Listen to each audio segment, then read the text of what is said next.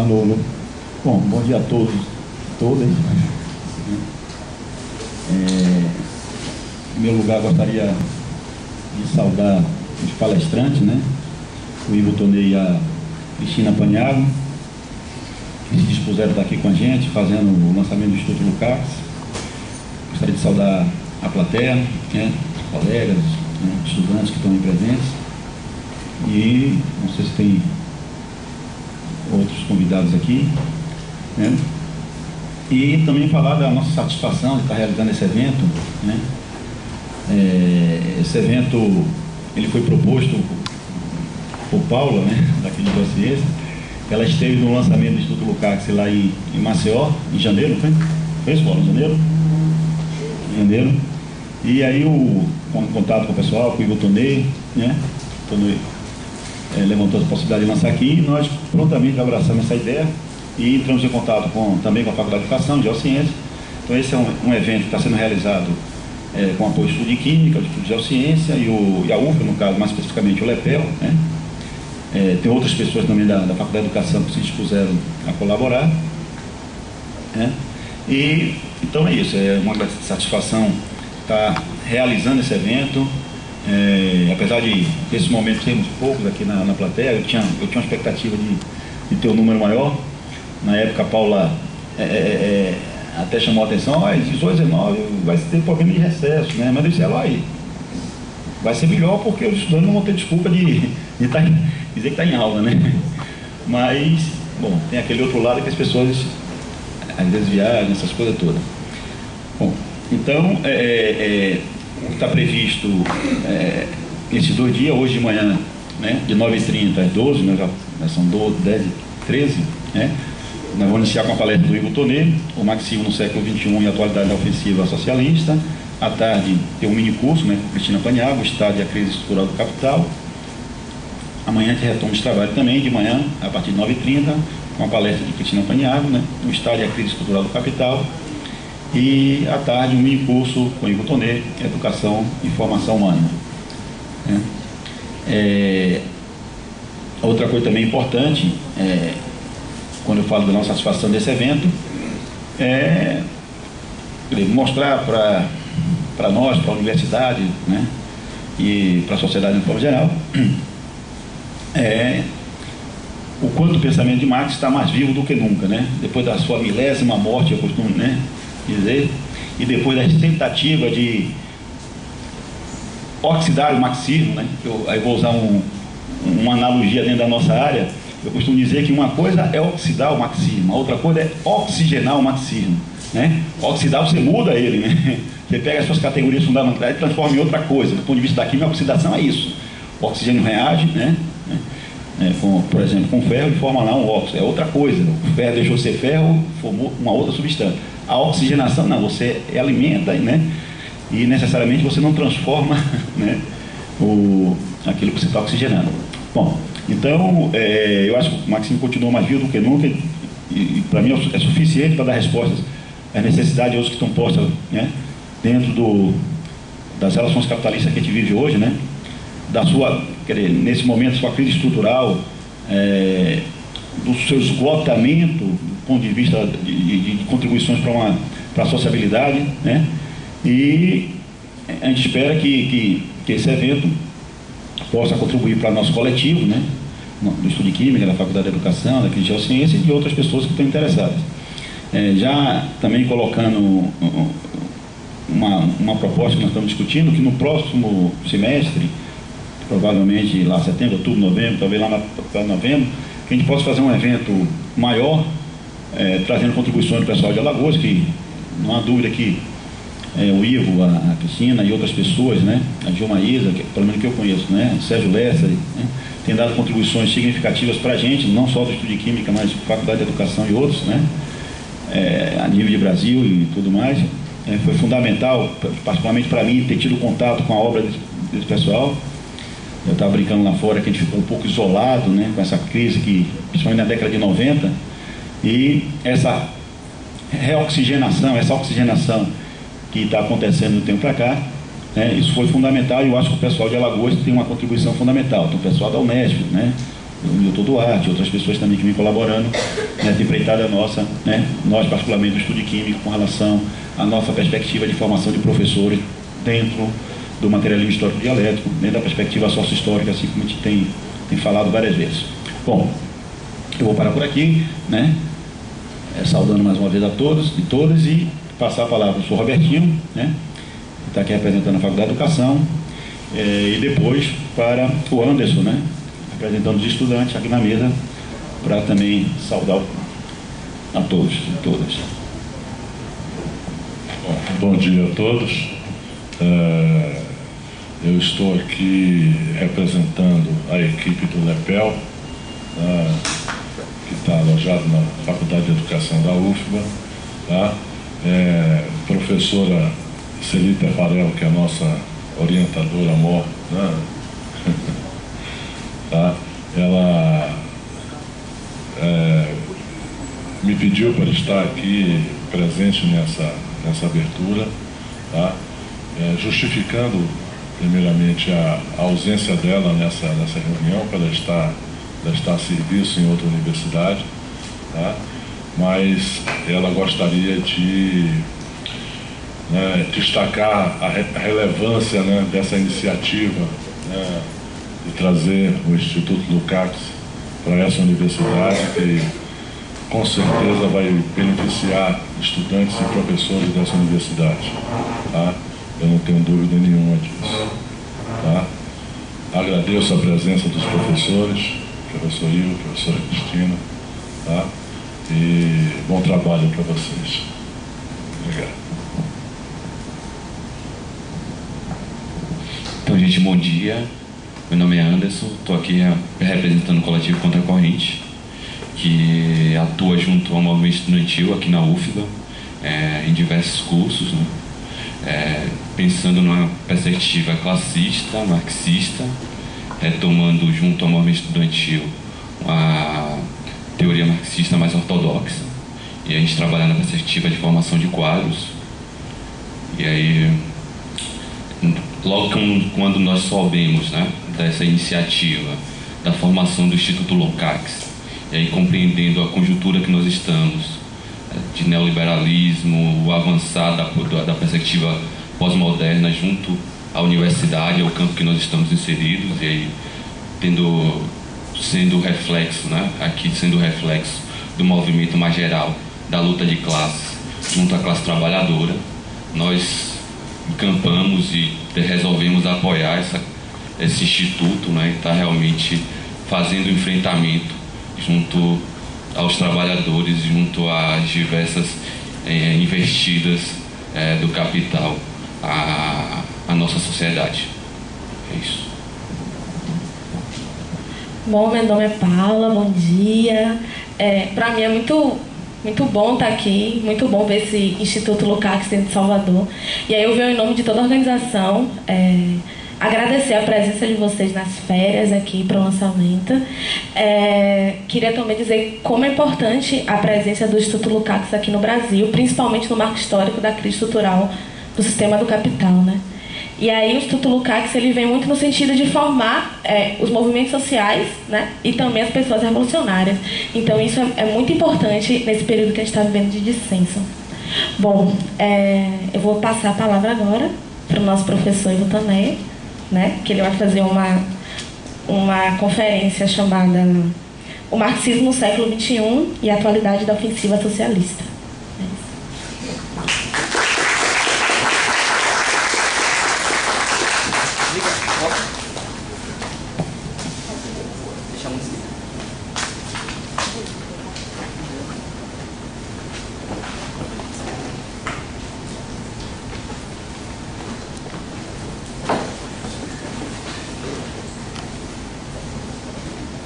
Bom dia, pessoal. Está desligado. Desligada. Não, liga só aí. ligar. Bom dia. Agradecendo aos organizadores e a possibilidade de a gente trazer aqui ao conhecimento de vocês o que é o Instituto Lukács e a proposta dele, e dentro desse contexto fazer essa fala a respeito da problemática citada. essa ideia de fundar um instituto surgiu mais ou menos há um ano, pouco mais, um ano, talvez um ano e meio, da cabeça do geninho, que é o Sérgio Lessa. E no começo nos pareceu até meio assim, um negócio meio, sabe, difícil de imaginar. A gente foi cozinhando até chegar a montar esse instituto. Qual é a finalidade disto? Obviamente ele se situa dentro de um contexto mais geral, em termos da crise que a humanidade está vivendo hoje, da crise do pensamento, da crise suposta do pensamento marxista, enfim. O objetivo fundamental nosso era sempre resgatar a radicalidade do pensamento do Marx. E, no nosso entender, depois eu vou voltar a essas questões mais detalhadamente, mas no nosso entender, a figura que mais contribuiu, não a única, obviamente, mas aquela que mais contribuiu com problemas, com buracos, com, digamos, deficiências, o que é normal, mas que mais contribuiu para resgatar aquilo que depois eu vou caracterizar melhor como a radicalidade crítica e revolucionária do pensamento do Marx, no nosso entender, foi a figura do Lukács. Por que isto eu vou depois referir. Enfim, e como a gente estava vendo que a divulgação essas ideias implicam duas coisas fundamentais. Uma crítica radical ao capital, a todo o sistema de produção e reprodução do capital, e a crítica a uma instância que é fundamental para a reprodução do capital, que é a instância do Estado. Não dá para criticar um radicalmente sem criticar o outro também radicalmente. As duas coisas estão muito ligadas, umbilicalmente ligadas.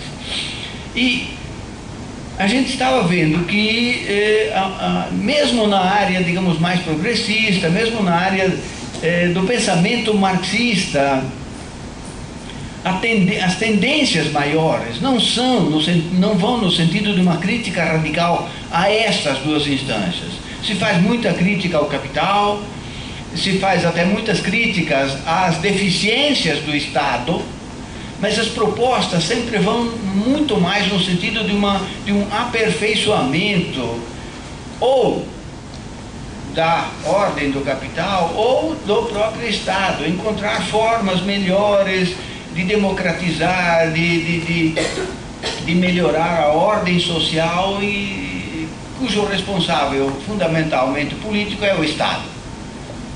Então, nós pensamos nesse instituto com essa finalidade de lançar obras, tanto dos clássicos do marxismo, aí no sentido mais geral, mas bastante delimitado, clássicos que sempre fizessem essas duas questões, uma crítica radical ao capital e uma crítica radical ao Estado, com entonações diversas. Obviamente, você partido do Marx, você tem Lenin, Rosa Luxemburgo, pode ter Gramsci, Lucas, enfim, uma série de Messaros, uma série de pensadores que dão contribuições neste sentido. Então, a ideia, e outros autores que a gente consideraria importantes que fossem publicados e que contribuíssem para esta compreensão mais radical da realidade social. Para isso é que a gente resolveu fundar o Instituto. O Instituto é uma associação de diversas pessoas, hoje tem mais ou menos 60 integrantes, de diversos pontos do Brasil, e funciona mais ou menos assim. Esses associados escolhem as obras que serão publicadas, todos opinam, né, e elegem as obras a serem publicadas. Os associados que tiverem obras a serem publicadas e que forem aceitas para publicação, financiam entram com a grana para financiar a publicação. Mas ninguém vai nem ganhar dinheiro, nem perder dinheiro. O Instituto publica, suponhamos 1000 exemplares, 500 exemplares ficam na mão do autor, o autor vende e resgata o dinheiro que investiu. Não perde nada, mas também não ganha dinheiro. O objetivo não é nem de jeito nenhum ganhar dinheiro, e a tentativa da gente é de preservar que ninguém ganhe dinheiro com esses livros. Os outros 500 exemplares ficam na mão do Instituto. O Instituto vende esses exemplares para fazer caixa, para publicar livros não dos associados, mas de autores clássicos ou considerados importantes para que contribuam para a discussão dessas questões. Portanto, não serão publicados livros de autores com o dinheiro do Instituto, livros dos próprios associados. Bom, a única instância nisto que ganha dinheiro é a gráfica. Obviamente é uma empresa capitalista e não dá para a gente sair completamente desse sistema. Mas os livros, como vocês podem ver, os livros saem da gráfica a um preço muito, muito, muito baixo. Esse livrinho, por exemplo, sobre o socialismo, sai da gráfica a R$1 e parece 30 centavos, né? Alguma coisa assim. Então, daí para diante, vocês veem como os livros encarecem, né, nas editoras normais. Chegam a preços estratosféricos, porque tem muita gente ganhando dinheiro no meio disso. E como no nosso instituto ninguém ganha dinheiro, além da gráfica, em princípio, claro, tem o correio, tem despesas assim, mas não é no sentido de ninguém ganhar dinheiro. Então, os livros podem ser vendidos a um preço muito barato. Vocês viram que o mais barato aí custa 3 e o mais caro custa 10. O livro que custa 10 em livraria normal não custaria menos de 30. Então, a questão é que, claro que exige um monte de trabalho, todo esse trabalho é voluntário, mas nós temos uma causa. O problema nosso fundamentalmente que nós lutamos por uma causa. Então, essa maneira de fazer as coisas tem este objetivo. É a primeira experiência, saíram 12 livros. A gente não tinha nenhuma experiência de fazer, então teve que enfrentar uma série de problemas. A segunda fornada deverá sair provavelmente até agosto, são mais 5 livros. Talvez 6, dependendo de alguma tradução aí. E isso, a experiência já ajuda a gente a agilizar mais. Enfim, parece que está dando certo.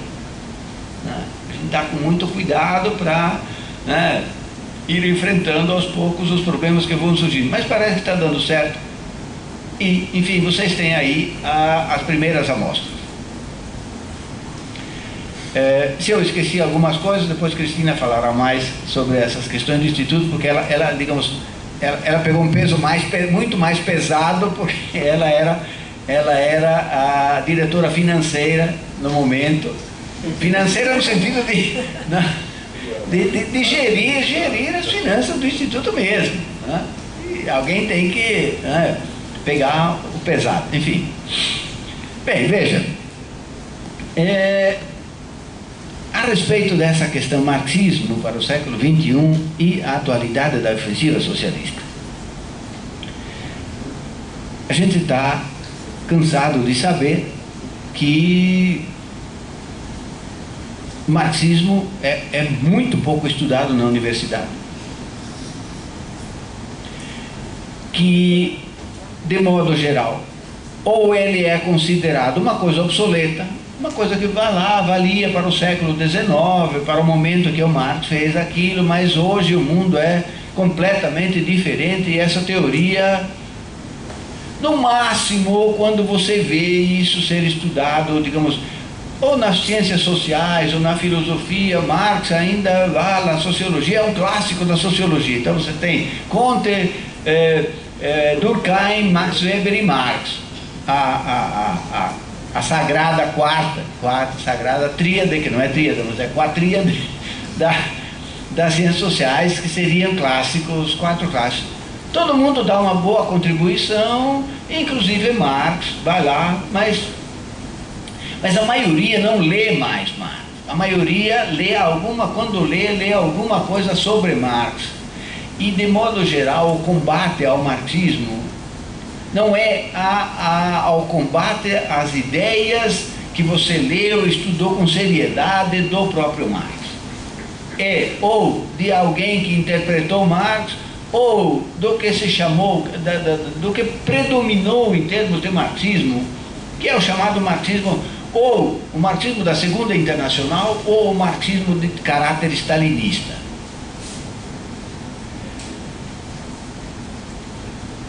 Então, o que nós temos hoje, na verdade, é ou o abandono ou a marginalização praticamente completa, tanto do ponto de vista da teoria do Marx, quanto da atividade prática, que, digamos, seria a levar à prática a proposta do Marx a partir da análise da sociedade. Chegamos, então, no momento em que, em resumidas contas, a maioria dos intelectuais, veja, eu não estou falando da maioria da população, estou falando da maioria dos intelectuais, inclusive das maiores universidades do mundo, não só do Brasil, mas da Europa, dos Estados Unidos, a maioria dos intelectuais defende, no máximo, o aperfeiçoamento desta ordem social, afirmando que esta ordem social é o fim da história. Fim da história no sentido não de que a história tenha parado completamente, mas no sentido de que esta é a última forma possível de sociabilidade. Que pensar numa outra forma possível de sociabilidade que superasse esta ordem social radicalmente, e construísse uma outra ordem social, assim como, por exemplo, teve uma ordem social escravista, teve uma ordem social feudal, tem uma ordem social capitalista, e poderia, digamos, haver uma ordem social. Isso está fora de cogitação, isso é utopia. Está bem que Marx pensou uma série de coisas que poderiam ser interessantes, mas isso se manifestou utópico e, além disto, parece até que, empiricamente, isto foi comprovado. Vocês vejam quantas tentativas houve de superar a ordem capitalista.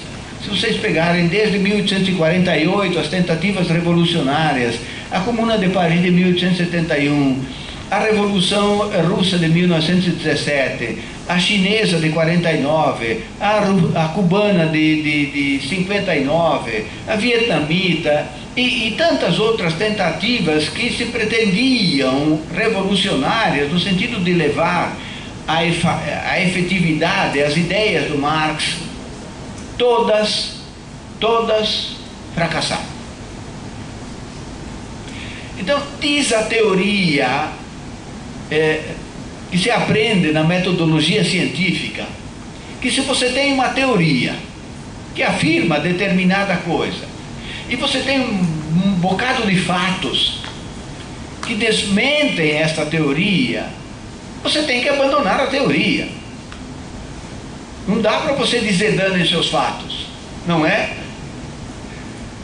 Ora, você tem uma teoria do Marx, que faz uma crítica radical à ordem do capital e propõe a superação radical desta ordem social. E todos os fatos, todas as tentativas demonstram nesse sentido da metodologia tradicional, parecem demonstrar que ela é inviável. Não dá para você, em sã consciência, continuar a sustentar esta teoria, a menos que você diga danem seus fatos. Bom, Eu não posso me alongar na crítica a isto. Eu estou fazendo esta crítica num livro próximo que sairá sobre uma abordagem ontológica da metodologia científica. É óbvio que esta crítica é falsa. Esta crítica de opor uma teoria a fatos é uma maneira falsa de pretender fazer ciência. Mas só para resumir, porque isso é absolutamente importante. Uma teoria só é falsa se você fizer duas movimentações, uma de caráter ontológico e outra de caráter ontológico prático. Ou seja, se você tem uma teoria, se supõe que a teoria seja a tradução teórica de um determinado objeto. Tradução teórica significa que você tem que traduzir teoricamente a integralidade daquele objeto.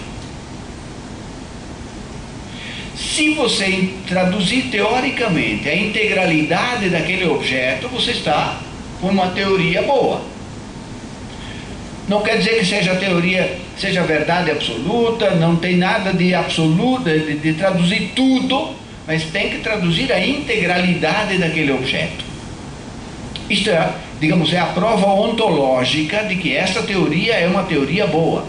Mas esta é uma prova ontológica, ou seja, teórica ainda. A próxima prova é uma prova ontológico-prática. Você tem que pegar esta teoria, que por princípio se supõe que traduz teoricamente de maneira adequada aquele objeto, e ver o que é que aconteceu. Agora você tem um monte de fatos que transcorrem no processo histórico.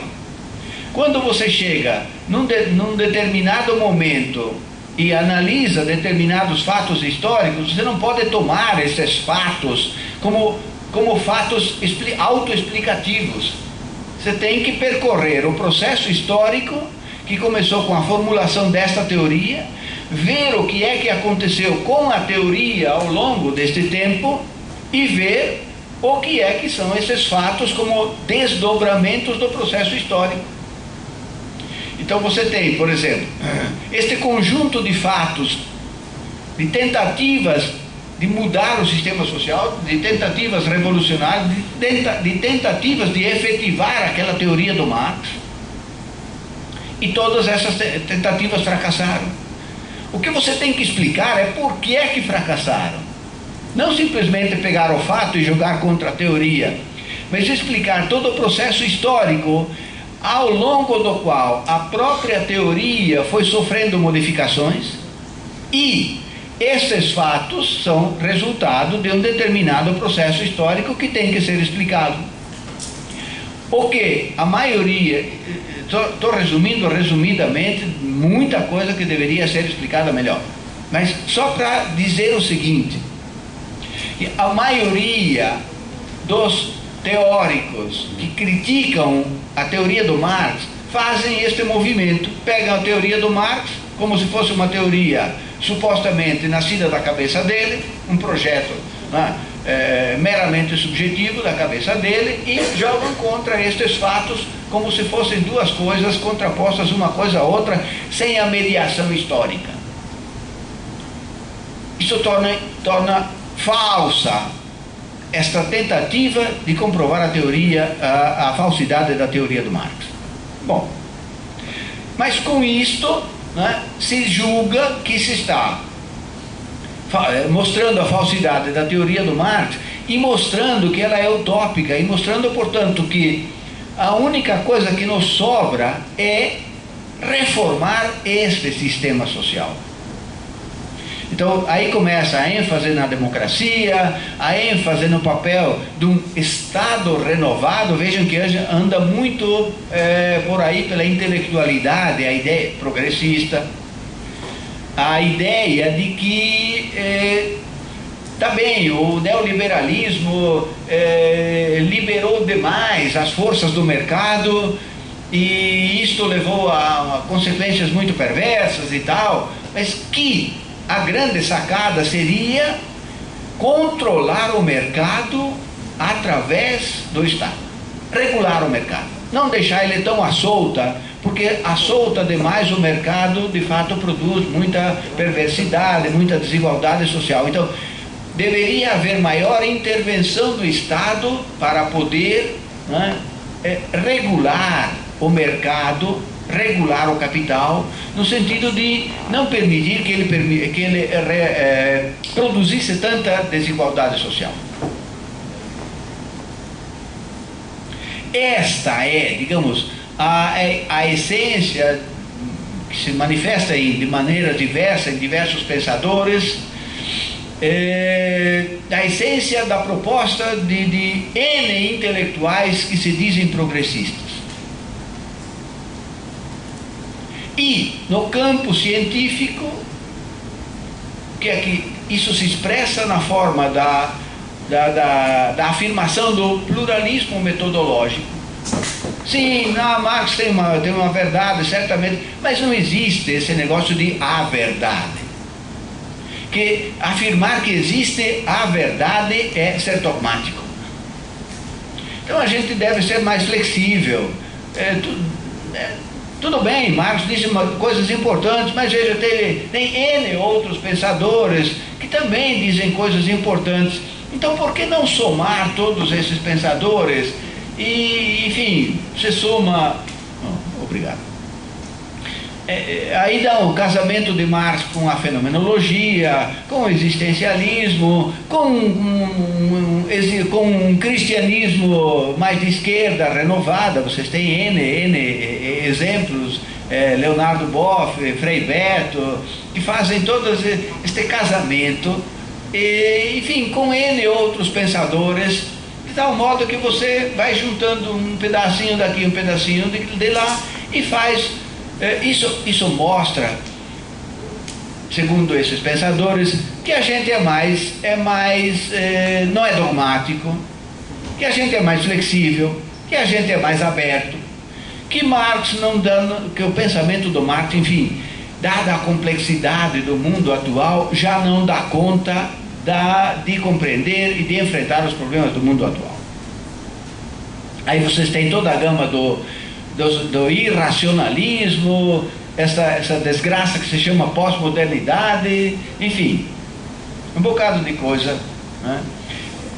Resumindo isto, toda esta demissão a respeito da teoria do Marx acaba em duas coisas fundamentais: na demissão teórica do sujeito, ou seja, na afirmação da incapacidade do sujeito de entender o mundo como uma totalidade, de compreender o conjunto dos fenômenos sociais como algo articulado entre si a partir de uma determinada matriz, e, portanto, a possibilidade apenas de entender determinadas partes do real, determinados tópicos, determinados elementos bem delimitados. Não dá para compreender o mundo todo. O mundo todo é muito complexo, muito complicado, e foi uma euforia gerada pelo iluminismo, esta ideia de que a razão humana tem a capacidade de compreender o mundo como totalidade. A segunda demissão é a demissão prática do sujeito. Ora, se o sujeito não tem condição de compreender o mundo como totalidade, obviamente também não terá condição de mudar o mundo como totalidade. Transformar o mundo todo é uma utopia, é impossível. O que nós podemos é melhorar determinadas partes. Então, as políticas públicas focalistas são um exemplo mais claro disto. Não dá para nem sequer pensar na universalização de todos os direitos, mas dá para sim pensar na melhoria dos direitos de certas categorias sociais, digamos, mais desfavorecidas. Então isto é viável. Eu posso, brincando um pouco, eu posso brigar por melhorar a minha rua, avalar o meu bairro e tentar por melhorar um pouco a minha cidade. Mas mudar o mundo todo, isso está além da capacidade humana. É isto que vige na maioria dos pensadores intelectuais e digo que é de muita gente de esquerda.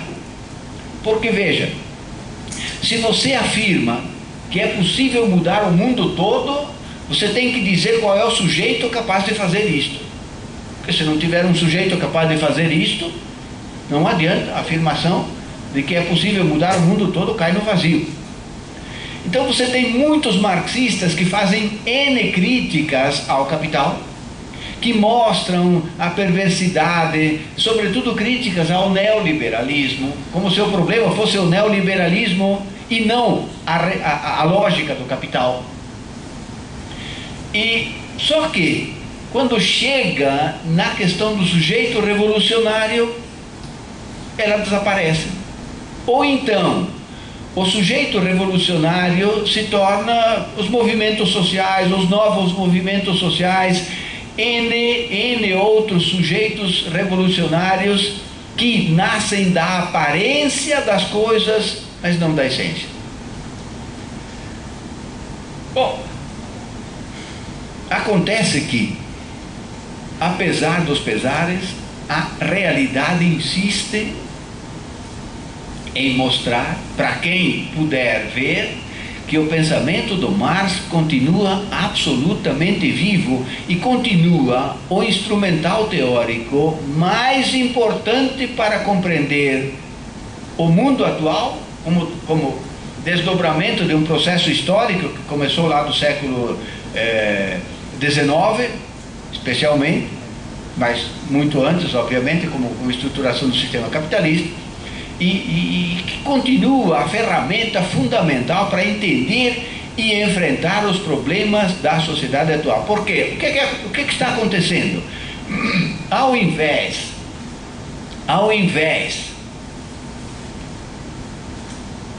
de acontecer aquilo que a maioria dos teóricos diz, que é possível melhorar esta ordem social, é possível humanizar o capital, é possível andar no sentido de um aperfeiçoamento progressivo desta ordem social. A ordem social insiste em mostrar cada dia mais que ela se está tornando cada vez mais perversa. Melhorias pontuais e tópicas não mexem nunca naquilo que é essencial, que é a reprodução ampliada e cada vez mais perversa do capital. Quem conhece minimamente a lógica do capital e quem vê a situação atual como desdobramento desta lógica de reprodução ampliada e cada vez mais perversa do capital, percebe isto. A desigualdade social não está diminuindo, a desigualdade social está aumentando cada vez mais. Peguem o país mais rico do mundo e vão ver lá a desigualdade social, digamos, nos últimos 30 anos. Se é para trabalhar com dados reais, trabalhe-se com dados reais, não com dados forjados. E você vê que a pirâmide lá começa nos Estados Unidos, começa assim, vai subindo bem devagarinho, mais ou menos até aqui, de repente dá um salto enorme, numa escala de tempo muito pequena, vai lá 30 anos. Alguma coisa está errada com esta teoria que diz que as coisas estão melhorando cada vez mais. A desigualdade social está aumentando, o desemprego está aumentando cada vez mais, por uma coisa muito simples, porque o capital precisa cada vez menos de trabalho vivo, já que ele tem à sua disposição cada vez mais maquinaria, ou seja, trabalho morto. Capital não é dama de caridade, capital é uma forma de produção e reprodução da riqueza que tem como sua finalidade reproduzir-se a si mesmo, não atender às necessidades humanas. E esta forma de produção e reprodução da riqueza social tende a produzir cada vez mais desigualdade social, cada vez mais desemprego e cada vez mais uma leva de problemas sociais, a violência, sobretudo violência contra a mulher, contra as crianças, contra os trabalhadores, contra os movimentos sociais que lutam, né, contra a perda dos seus direitos, enfim, as mais variadas formas de perversificação, de desumanização e de alienação da vida humana. Outro dia alguém estava me dizendo, não, mas veja, o argumento de muitos teóricos é que se você olhar numa escala de 200 anos, você diz, pô, há 200 anos atrás, as pessoas comiam pior. Hoje, né, digamos, nessa escala, as pessoas melhoraram de vida. Sim, se você olha numa escala de 10 mil anos, você não tem como não reconhecer que houve melhorias na vida humana. Mas se você olha numa escala de 30, 40 anos, a coisa muda de figura. O que está acontecendo é que as condições de vida materiais e culturais, intelectuais, espirituais, no sentido amplo do termo, estão cada vez mais piorando. Piorando, obviamente, você tem que olhar essas coisas relativamente também. Absolutamente, mas também relativamente. O que nós temos hoje, por desenvolvimento da lógica do capital, é uma capacidade de produzir riqueza cada vez maior.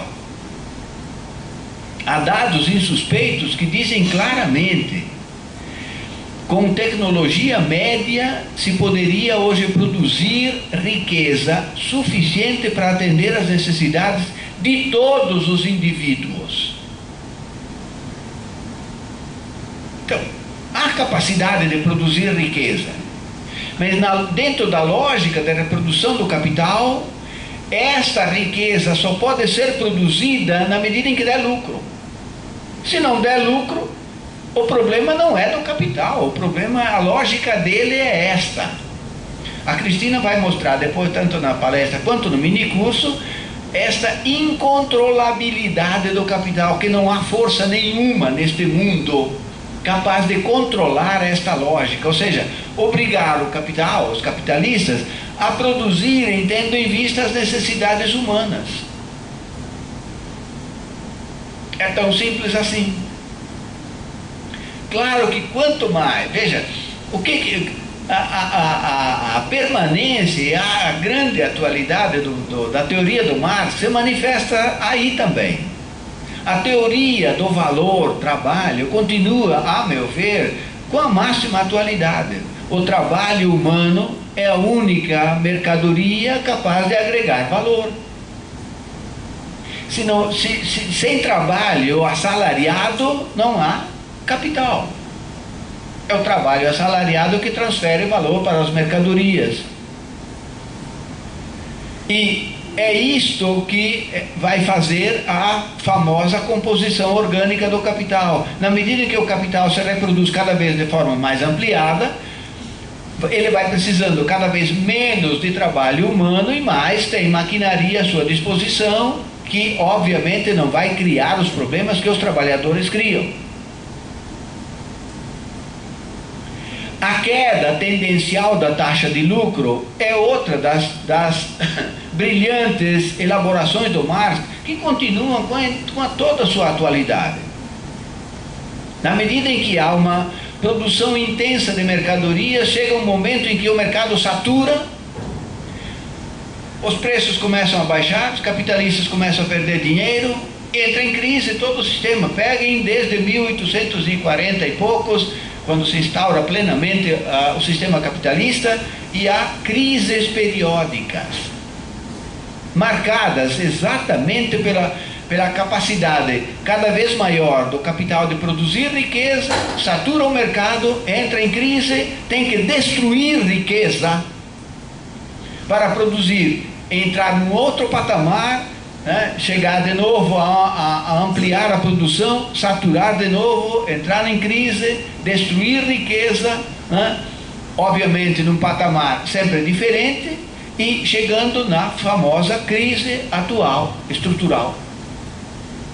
Então, haver crises não é um defeito do capital, é da natureza dele, ou seja, não é um defeito no sentido de que é algo sanável. É da natureza intrínseca da produção e reprodução do capital haver crises. E as crises cada vez mais intensas, cada vez mais universais, cada vez mais profundas e cada vez mais devastadoras. Vejam se não é trágico. Há alguns dias atrás morreu a chamada Dama de Ferro Margaret Thatcher. Foi uma das figuras que mais contribuiu para a manutenção e a reprodução desta ordem do capital. Mas também foi uma figura que mais contribuiu para reproduzindo esta ordem perversa, aumentar exponencialmente todos os problemas que o capital está produzindo para a humanidade. E esta figura foi saudada por muitos intelectuais, em muitas esferas, na mídia, em grande parte pelo menos, como uma figura positiva. Bom, acontece que, ao lado desta perversidade, né, a que se submeteu o pensamento do Marx, também teve a perversidade do lado da esquerda. Neste processo, o pensamento do Marx foi perdendo entre os marxistas, portanto não é entre os conservadores, mas entre os marxistas, ou a maioria deles pelo menos, aquilo que, a meu ver, o caracteriza de maneira mais essencial. Ele foi perdendo o seu caráter de crítica radical e de transformação radical do mundo. Vocês sabem que existem variadas interpretações do pensamento do Marx. Já em vida dele ainda começou a surgir as interpretações do Kautsky, do Bernstein, do pensamento da Segunda Internacional, o austro-marxismo. Depois veio Lenin, Gramsci, Lucas, a Escola de Frankfurt, enfim, há outras interpretações do pensamento do Marx. Aí quando você fala em pensamento do Marx, aí obviamente você tem que dizer um pouco onde é que você está se situando. Quais seriam os critérios para a gente dizer, olha, esta é uma interpretação melhor do que aquela, ou esta aqui é melhor do que as outras? Eu tenho dois critérios, que podem ser contestados, mas me parecem bastante sérios. Toda interpretação que reponha essas duas características, ou seja, a crítica radical e, conexamente, a transformação radical do mundo, eu acho que resgata o genuíno pensamento do Marx. Isto não é não tem modelito para isso não é um catecismo, isto não é uma forma. Mas eu acho que é claramente identificável. E veja, o que é crítica radical? Esta palavrinha tem que ser muito bem precisada, porque, por uma série de circunstâncias históricas, fundamentalmente pelo fato de que todas as tentativas revolucionárias pararam no momento político e não puderam fazer a transformação social, que é a essência da revolução. Por este fato, o conceito de crítica radical teve uma ressonância muito política. Radicalismo, você imediatamente pensa na questão política. E mesmo quando você fala de revolução, o próprio conceito de revolução foi praticamente assambarcado todo ele pelo momento político. Tomar o Estado, ou até quebrar o Estado, ou enfim, brigar contra o Estado, tomar o poder de Estado, isto assambarcou a ideia de revolução. Mas a ideia do Marx, a crítica radical a que me refiro, não é isto. Crítica radical é, entendo eu, na concepção do Marx, uma compreensão do mundo todo a partir da sua raiz. A partir da matriz fundante do ser social, você compreender todos os fenômenos sociais, como é que eles vão se pondo ao longo do processo histórico. Portanto, a ideia de historicidade e de socialidade, ou seja, a ideia de que todos os fenômenos sociais são históricos, e a ideia de que todos os fenômenos sociais são resultado da atividade humana, da interatividade humana, e a ideia de que a categoria fundante do mundo dos homens é a categoria de transformação da natureza, que o Marx chama de trabalho.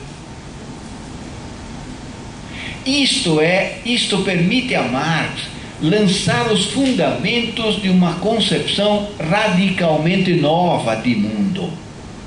Não é simplesmente fazer uma crítica política.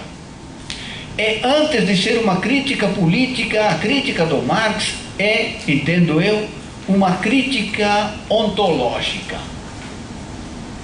Crítica ontológica é aquela que identifica a categoria que funda o ser social, portanto a matriz fundante do ser social, e que acompanha a partir dessa matriz fundante, com todas as mediações sempre, como é que vão surgindo as outras categorias, a dependência ontológica de todas as categorias. Quando eu falo em categorias, entendam: educação, arte, ciência, filosofia, direito, linguagem, enfim, todo o conjunto de categorias que constituem a realidade social e que vão se constituindo ao longo do processo histórico. A dependência ontológica de todas essas categorias em relação à categoria do trabalho. E como esta realidade social vai se pondo como uma totalidade articulada. Não é como um conjunto jogado aí arbitrário de partes que se encontram arbitrariamente e que você pode eleger qualquer uma segundo a sua preferência. A realidade social tem uma determinada matriz, que é ela que põe, não é Marx que inventou. Essa matriz é o trabalho. A partir da complexificação do trabalho, outras atividades, outras dimensões vão se pondo, e todas elas sempre estão articuladas entre si. Mesmo quando nós chegamos numa situação atual, cuja aparência, e aparência muito forte, é de fragmentação, de isolamento de cada parte. Isso só pode ser entendido se é verdade que a realidade social é um produto social histórico. Isso só pode ser entendido se você tiver a matriz fundante do ser social, e isto permitir entender como é que o mundo se fragmentou como resultado da atividade social, não como uma coisa mística. A fragmentação do mundo não é uma coisa mística, não é uma coisa irracional, ininteligível.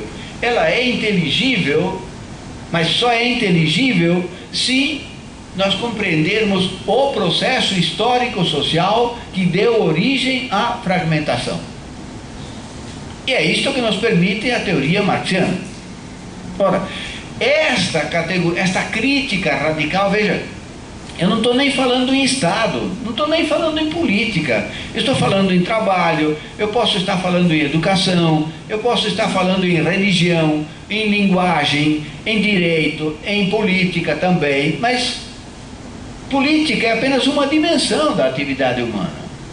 Eu posso estar fazendo ontologia e fazendo uma crítica radical neste sentido de apanhar o processo social a partir da sua matriz. Aí quando eu chego na política, na questão do Estado, então eu vou ver como é que se dá esta crítica no âmbito da dimensão da política. Isso é outra questão. Agora, esta crítica do Marx, exatamente partindo da categoria do trabalho, demonstrar a radical historicidade e socialidade do mundo social, ou seja, por demonstrar que os homens fazem realmente a história, que são os homens única e integralmente que fazem a história, portanto que não é Deus, não é nem a natureza, não é nenhum poder préter sobre místico natural que faz, são os homens que fazem a história. Isto permite a Marx, ao analisar a sociedade capitalista, demonstrar que ela é resultado de uma determinada atividade humana, que esta atividade humana surgiu num determinado momento histórico, que ela, portanto, é histórica e social, e, portanto, em princípio, não há nenhum obstáculo a que os homens mudem esta realidade. Portanto, a possibilidade da revolução, ou seja, de uma transformação radical do mundo, é uma possibilidade real.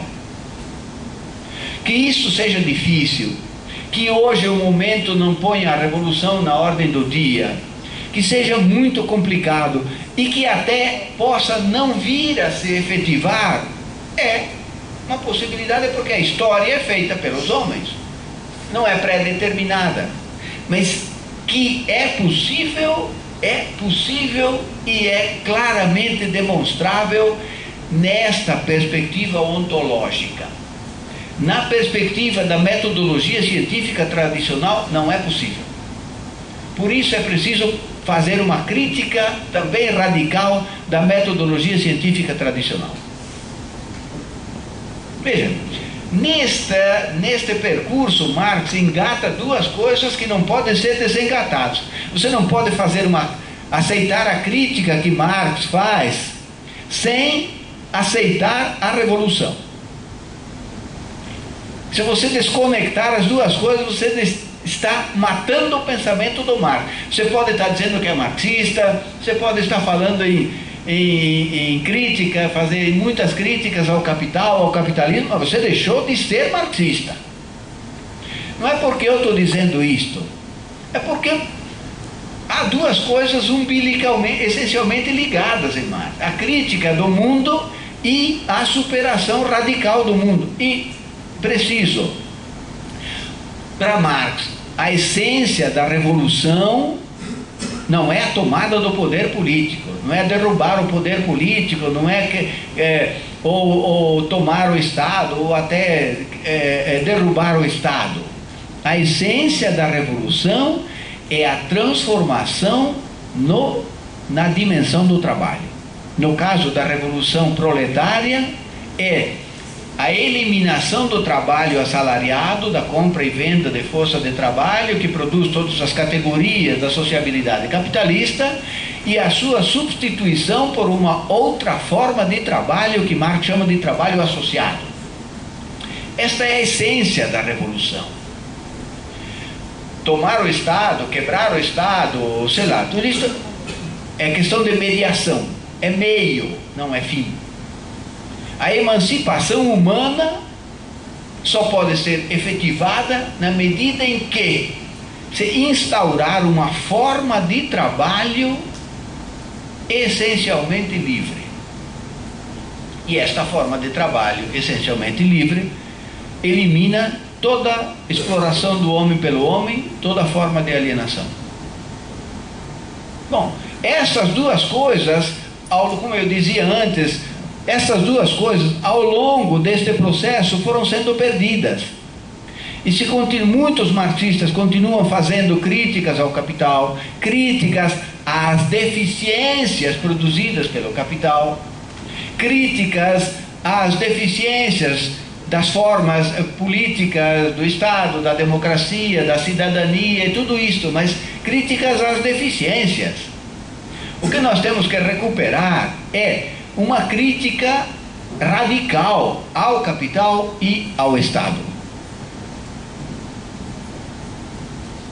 Então vejam, se isto é verdade, nós temos enormes tarefas, não importa que sejamos poucos, neste momento somos poucos, mas eu entendo que estes argumentos são argumentos estritamente racionais e que não é por Marx ter dito isto, não é uma questão de devoção a Marx. O nosso problema é o processo real. A nossa devoção é com o processo real. Se Marx disse alguma coisa e o processo real, traduzido ontologicamente, disser o contrário, Marx está errado. E Marx errou várias vezes, sim. Não há nenhum problema em fazer a crítica dos erros que Marx. Mas vejam como é interessante. A crítica aos erros de Marx só pode ser feita a partir da instauração do próprio Marx. O Lucas, num texto que está na História e Consciência de Classe, chamado Marxismo Ortodoxo, diz muito bem isto. Toda vez que se tentou melhorar, aperfeiçoar o pensamento do Marx, eu não lembro as palavras exatas que ele diz, eu vou usar um termo meio, deu merda, não dá certo, não dá certo casar Marx com ninguém. E o Gramsci também, num determinado momento, afirma muito claramente isso. A teoria do Marx é suficiente, aquilo que o Edilson estava dizendo, é suficiente para dar conta de entender como é que o mundo se configura e quais são as possibilidades de construção de um outro mundo autenticamente humano. Veja, para que ninguém me mal entenda, eu não estou dizendo que a gente só deve ler Marx. Porque o maior exemplo do que a gente deve fazer é ele mesmo. Marx era conhecedor profundo dos pensadores gregos, dos pensadores modernos, dos pensadores da época dele. Então, não é se o Marx fosse o nosso exemplo, no sentido de só ler Marx, ele teria dito, jogue tudo fora porque só vale o eu. Mas Marx é legatário de toda uma tradição que produziu muita coisa boa. O problema é que o que foi produzido anteriormente tem que ser visto a partir do patamar mais elevado possível que a humanidade tem à sua disposição. Não é simplesmente você casar um pedaço do Aristóteles com um pedaço, sabe lá Deus, do Kant, um pedaço do Hegel, um pedaço do Marx, e você fazer um bolo achando que isto presta. Aristóteles foi um gênio, um dos maiores gênios que a humanidade teve. Mas Aristóteles viveu há 2.500 anos. E naquela época ele não podia ver, nem ter à sua disposição os instrumentais teóricos que permitiam compreender a história do mundo, a realidade social, na sua maior profundidade possível. O que Marx faz é tomar do Aristóteles os elementos que permitem construir uma teorização superior. E toma do Hegel também, toma de outros pensadores. Marx era um devorador de livros, mas ele não era um eclético. Marx lançou os fundamentos de uma concepção radicalmente nova de mundo. E é a partir desses fundamentos que vocês podem encontrar de maneira, digamos, mais sintetizada na ideologia alemã. Lá estão os fundamentos de uma concepção materialista, histórico, social, dialética do mundo social. Então, todos os fenômenos sociais. E se tiver algum pensador que não é sequer marxista, mas contribua para compreender melhor o mundo, claro que deve ser lido e utilizado.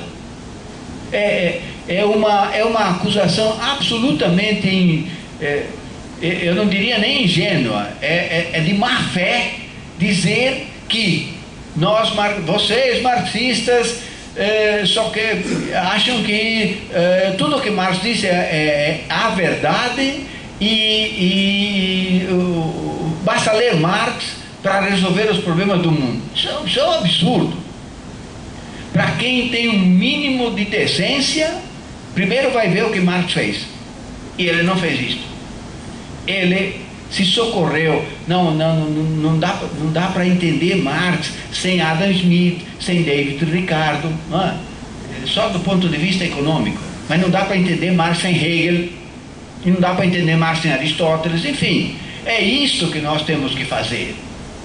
Infelizmente, e isto vai para quem quer ser marxista sério, infelizmente, a trajetória da esquerda, do marxismo, empobreceu tanto a formação das pessoas que a maioria dos militantes se limita a ler catecismos. Pior ainda quando é membro de partido. Eu sei que há membros de partido que são pessoas sérias, que conseguem uma certa distância, mas a maioria dos partidos forma militantes pobres, porque os partidos em geral fazem os catecismos, os militantes leem, acham que já sabem e agora tem que levar a luz aos ignorantes que não sabem nada. É cego guiando cego. Então nós temos que voltar a começar do começo. Começar do começo significa voltar a ler Marx. Mas voltar a ler Marx com os olhos no mundo. Porque o que nós temos que responder é aos problemas do mundo, não responder simplesmente ao Marx. Eu acho que ele é ainda o autor que nos permite, de maneira mais apropriada, compreender o mundo atual, o mundo, a história mundial, o processo histórico desde o tempo das cavernas, com o auxílio de N outros pensadores, mas sempre com este filão metodológico marxiano, e compreender os problemas do mundo atual. Veja, não é à toa que até burgueses, né, estão voltando a ler o Capital. É claro que eles vão ler o Capital para tentar entender e superar os problemas que é o Capital, mas dentro da ordem do Capital. Revolução não. Aí faz a desconexão. Revolução não interessa. Mas tem que entender, porque eles também estão completamente baratinados.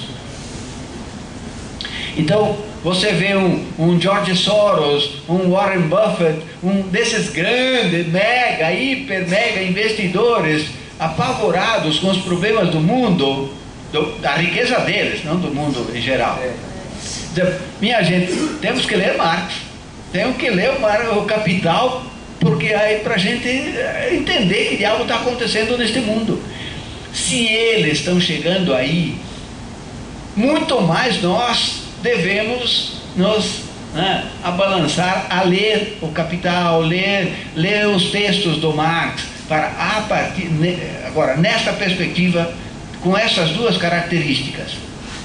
Ler o Marx no sentido de uma crítica radical de caráter ontológico e uma crítica radical no sentido da transformação radical do mundo.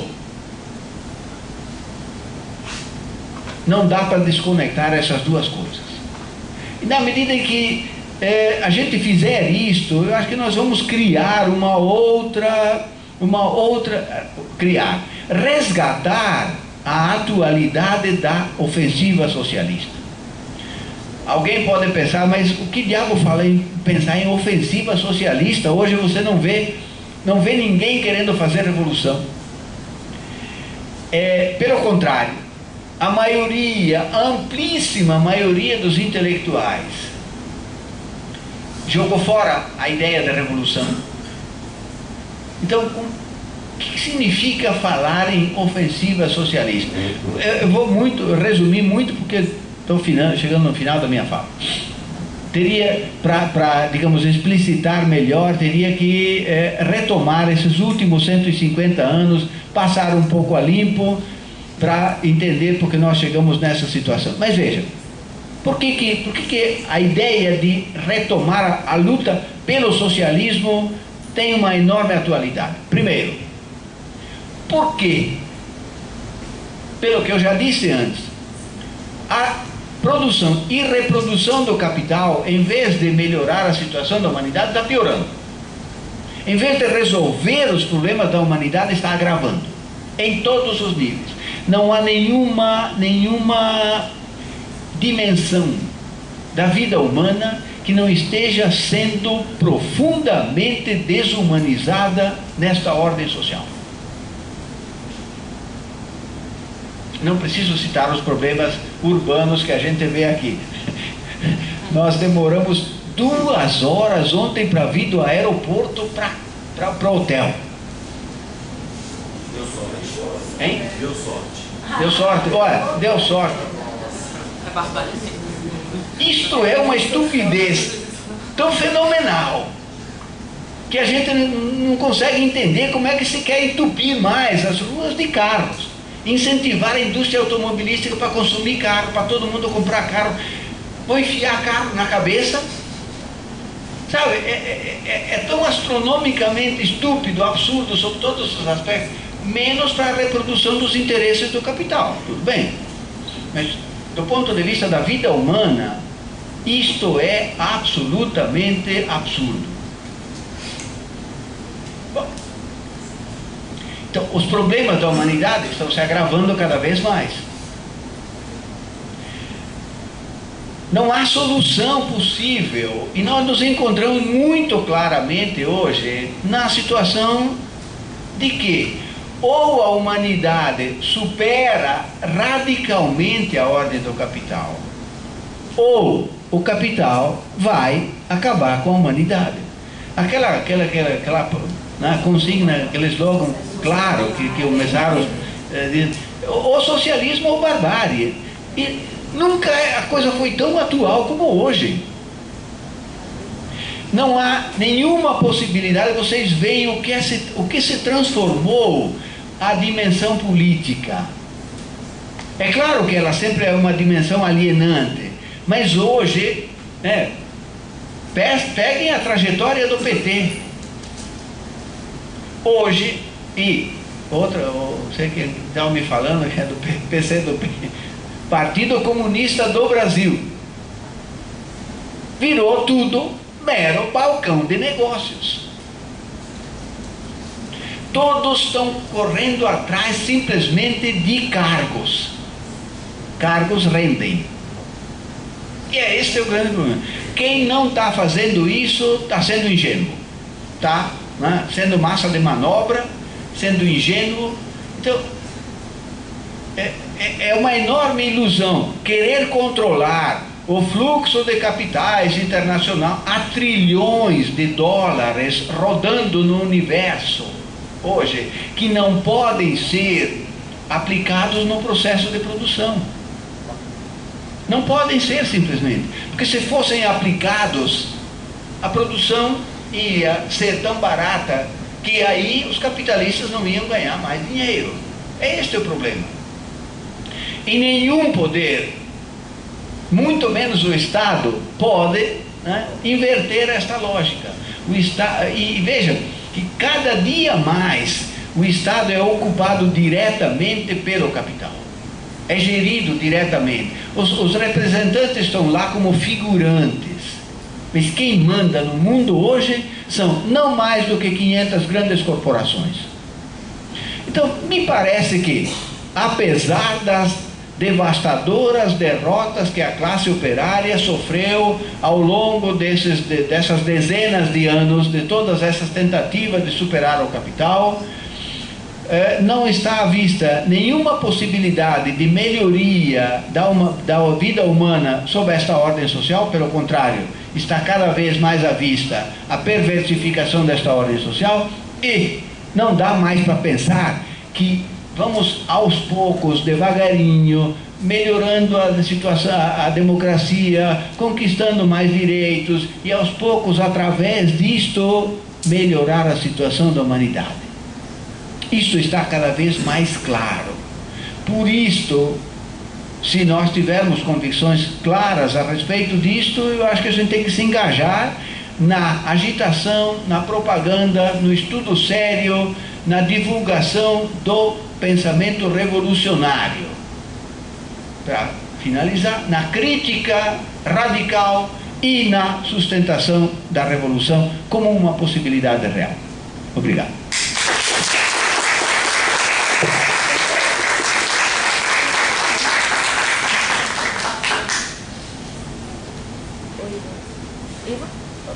Você acha que vai ter uma pergunta? Pergunta, sim. Pronto. Então, à disposição. Fazer um bloco. Um bloco. Eu prefiro de uma em uma, para não perder.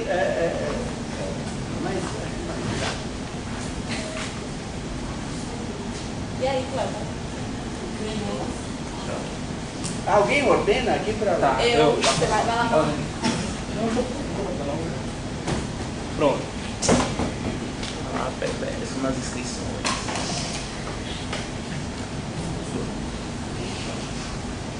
Pode fazer.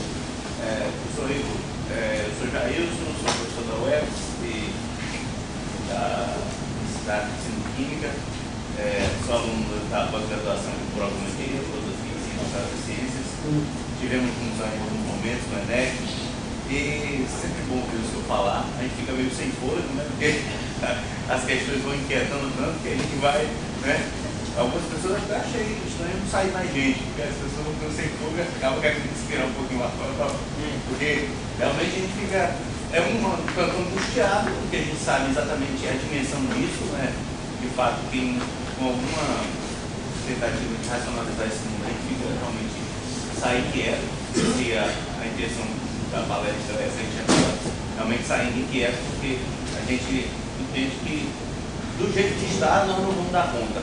Por qualquer face que a gente olhe, principalmente no que a gente tem trabalhado, que é a educação, o senhor vem trabalhando com algumas questões já de cidadania e emancipação, por exemplo, a questão da interdisciplinaridade, que a gente também se aproxima do pensamento do senhor, nesse sentido de que, realmente, sem fazer uma crítica radical, a gente não vai alcançar, a gente vai continuar reproduzindo, inclusive na esfera da educação, na nossa sala de aula, reproduzindo esse contexto que está aí fora.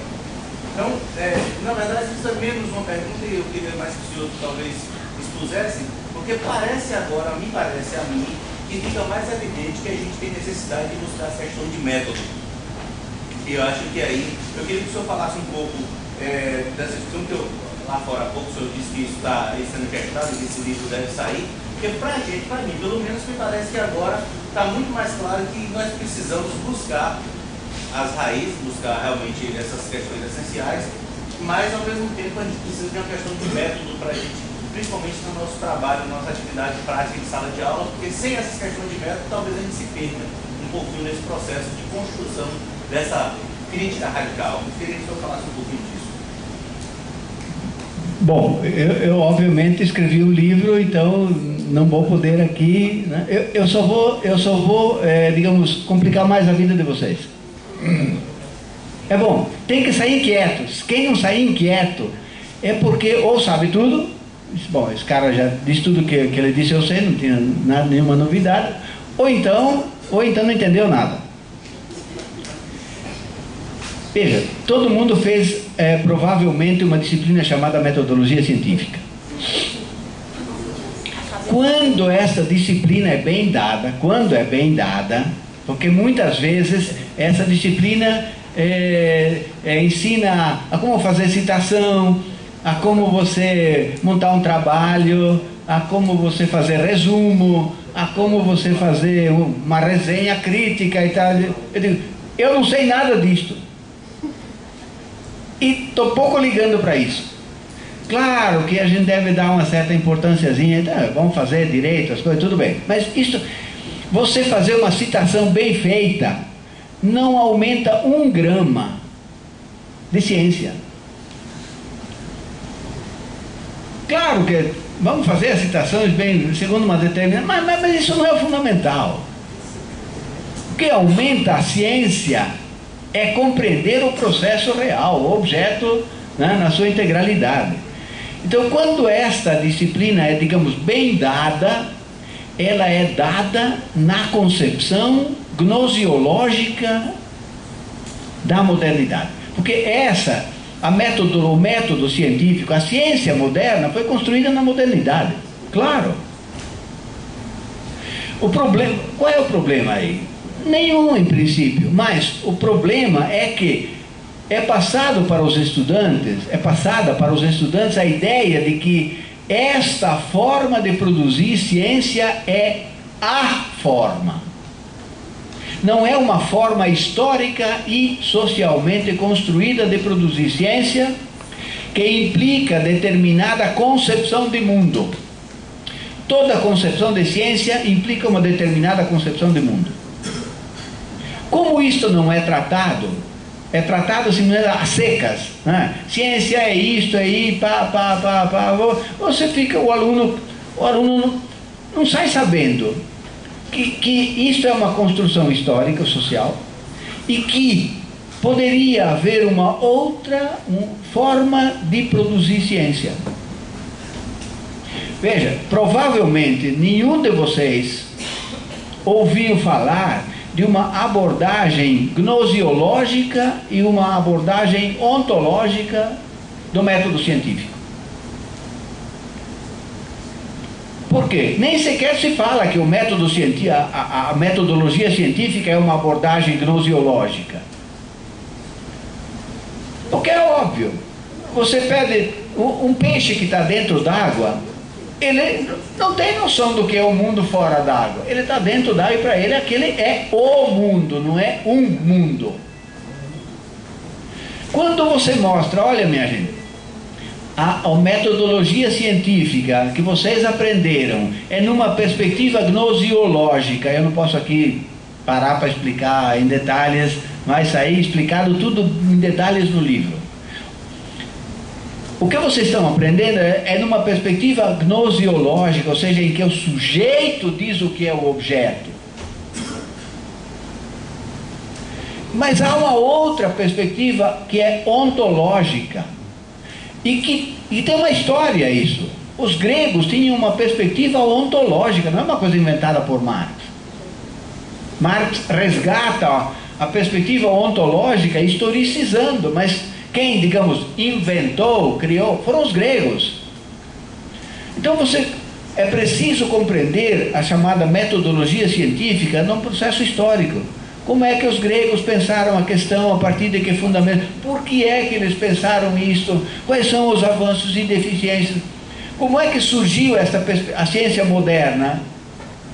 Com que fundamentos filosóficos? E a ciência moderna surgiu em cima da centralidade do sujeito. O que é isto, a centralidade do sujeito? É uma determinada concepção de mundo que você só compreende entendendo o surgimento do mundo moderno. Portanto, ao mesmo tempo que se constrói a ciência, se constrói todo o mundo moderno e a ciência está respondendo a ele. E ela tem determinada função social.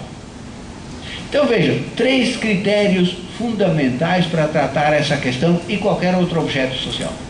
É preciso compreender a origem, é preciso compreender a natureza e é preciso compreender a função social de cada um destes objetos. A ciência surgiu num determinado momento histórico e social, tem uma determinada, a ciência moderna, tem uma determinada natureza e tem uma determinada função social. Não é à toa que a ciência moderna está sempre amarrada à neutralidade científica. E sempre critica qualquer um que quer defender a não neutralidade científica da ciência. Veja, Tudo isso tem que ser discutido, rediscutido, ou seja, a formação metodológica, científica que se dá é uma formação que falseia o processo de produzir ciência. Falseia, não é no sentido de que impede completamente, mas que falseia, que não permite compreender o objeto na sua integralidade. Porque para compreender o objeto na sua integralidade tem que, antes de fazer ciência, tem que fazer ontologia. Ou seja, os pressupostos ontológicos são absolutamente fundamentais para a construção do conhecimento científico. Tem um bolo de coisas que eu trato mais lá no livro, mas que aqui só sinalizei esperando inquietar vocês para quererem ler e refazer, entender o que é construir ciência na perspectiva ontológico-marxiana. Léo?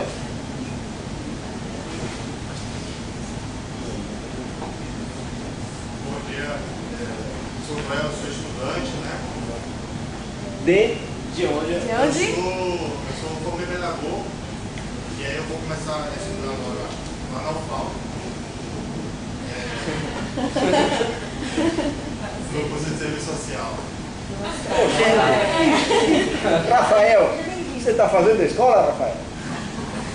Rafael, desculpe, porque Rafael é uma menina que está lá atrás, que é lá da UFAL, e estava fazendo direito, e resolveu passar para o serviço social.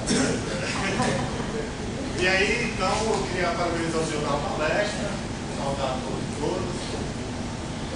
E eu fiquei muito inquieto aqui, né? Eu estava conversando o tempo todo aqui, querendo que o senhor coloque que a essência da Revolução Proletária seria uma mudança social, nas relações sociais de produção, e que evidentemente caracteriza a Revolução Proletária.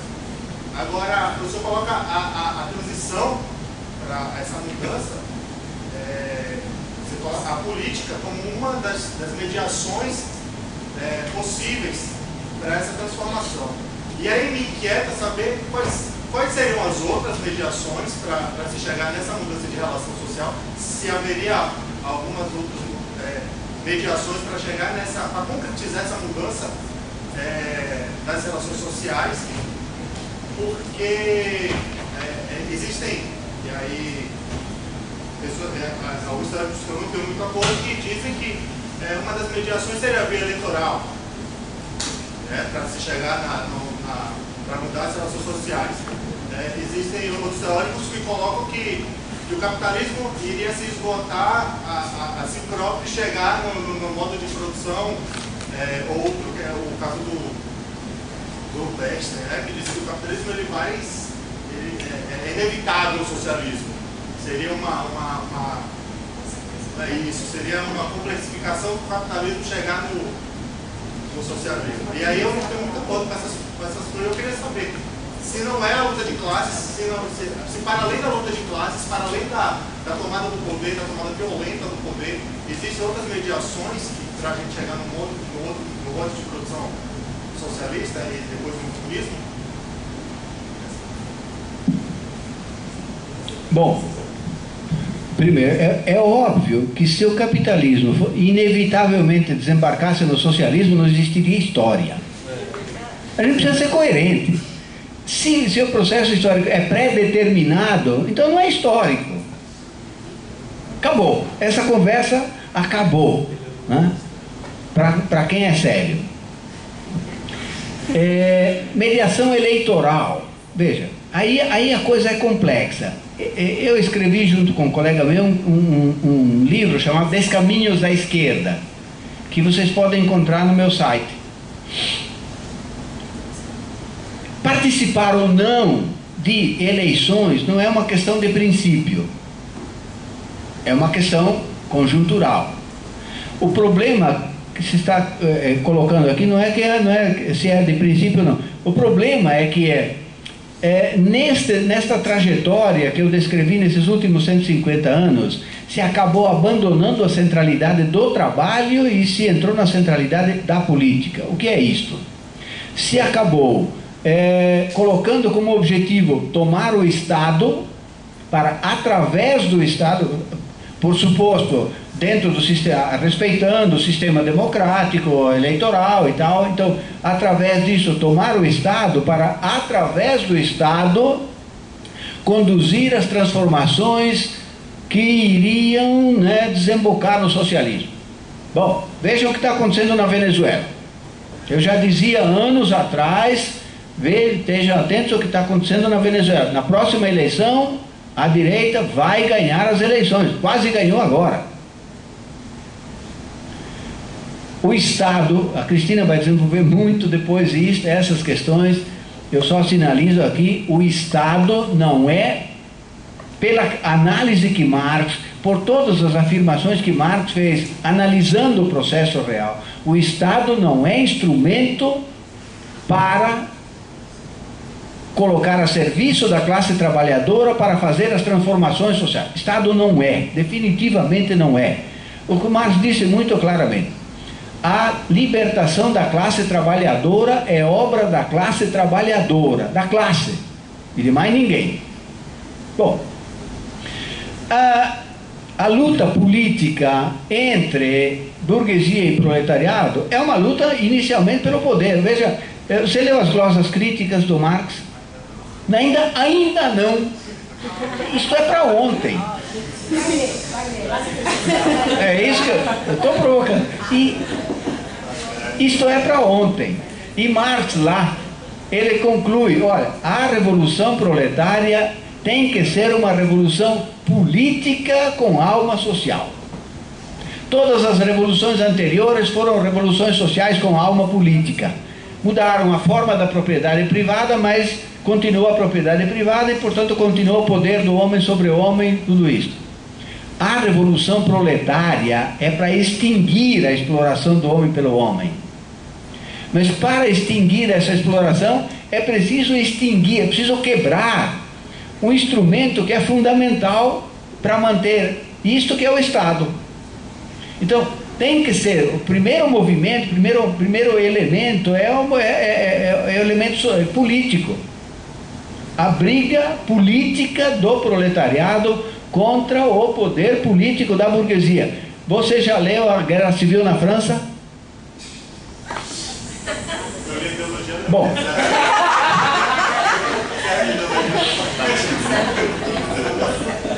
Eu estava dizendo que a gente tem que resgatar Marx. Tem que ler Marx. Olha, e tem mais.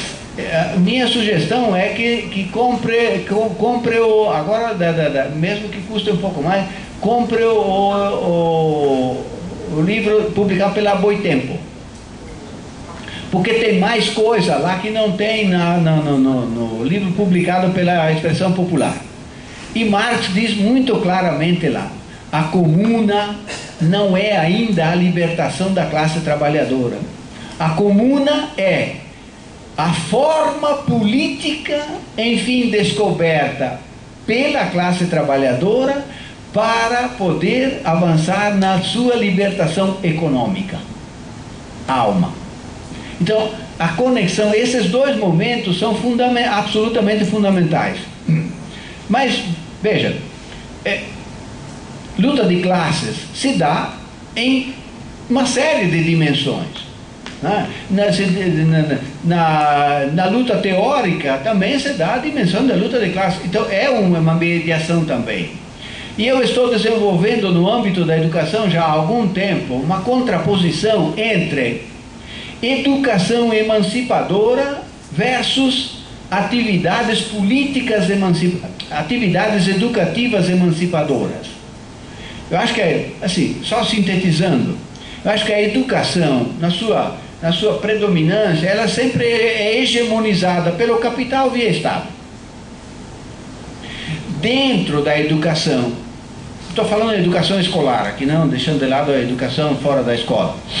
Dentro da educação, nós podemos fazer atividades educativas, ou seja, atividades que contribuam para uma formação de uma consciência crítica radical, né, que de fato possa possa permitir que as pessoas se engajem neste processo de transformação, mas isto é pontual, isto é limitado, isto depende um pouco do momento histórico. Veja, um exemplinho só.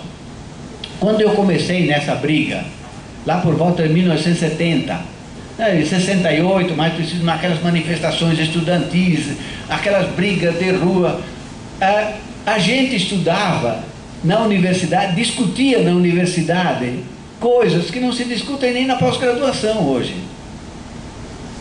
Então o ambiente lá era mais favorável. Por quê? Porque a luta social era mais intensa fora da universidade. Como a luta social hoje fora da universidade é intensamente reformista, isso rebate dentro da universidade. Então nos deixa com espaços muito restritos. Não é impossível. Não é impossível. O que nós estamos fazendo aqui, eu considero este tipo de atividade. Isso não é hegemônico de jeito nenhum. E a atividade nossa dentro da universidade, como professores, como estudantes, sofre um monte de obstáculos. Mas não é impossível desenvolver esse tipo de atividade. Então, as mediações são variadas, mas esta, sem dúvida, esta briga política do proletariado para